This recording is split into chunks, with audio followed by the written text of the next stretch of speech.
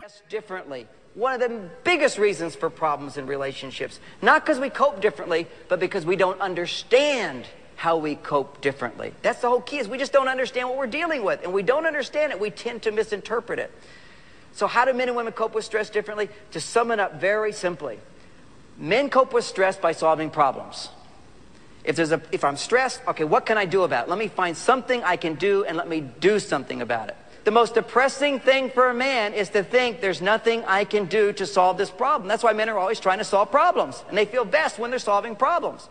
So let's say I'm at work and there's all these problems, but today there's problems you can't solve in one day. There's mortgages and bank loans and things that you have to do. I'm going to wait 6 months for. Maybe tomorrow you got a real estate deal. Is it going to happen? Is it not? So at the end of the day, there's nothing I can do to solve this problem. So what do men become experts at? How do you solve a problem that you can't solve? We've been doing it for time, since the beginning of time. We've got this gene that allows us to do it. If you can't solve a problem, no problem.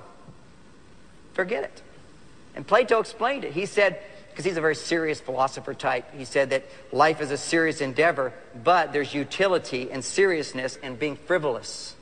And so one has to have frivolous behaviors as well, because they put you on the right side of the brain. So if you go to the right side of the brain and you're a man, the left side of your brain goes to sleep, has a nice rest. If you're on the left side of your brain, it just gets worn out. But see, women can't leave the left side of the brain. They're always thinking, and they're always feeling, and they're always planning to talk, or remembering to talk, or whatever. The whole brain is functioning for women in a different way for a man. Now, we can feel sorry for women, we can feel sorry for men, or we can go, how can we support each other? First of all, let me explain what women do to cope with stress. She often wants to talk about it. She wants to talk about all the problems that happen today. And why would she ever want to do that? From a man's point of view, if there's problems and you can't do anything about it, forget it. And that, by the way, is another communication skill, men, you just have to practice, which is if a woman's talking about a problem, remember not to say these words.